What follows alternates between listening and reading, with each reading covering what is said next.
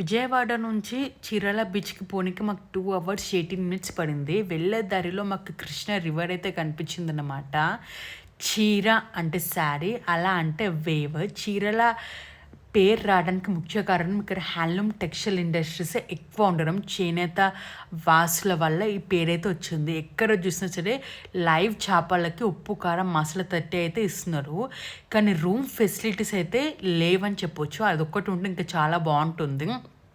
సముద్రాన్ని చూస్తే అయితే అసలు కొత్త ప్రపంచంలో ఉన్న ఫీలింగ్ అయితే వస్తుంది. ఇలాంటి పెద్ద పడవ నేను 'ఉప్పెన' మూవీలో చూసాను అనమాట. లైవ్‌గా అయితే ఇప్పుడే చూసా.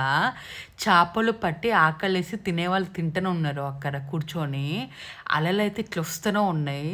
సముద్రపు నీళ్ళు లోపటికెళ్తే అయితే ఉప్పు బుక్కినట్టే ఉంది నాకైతే. పక్కనైతే ఐస్ క్రీమ్ కొనుక్కొని అయితే తినేసా నేను.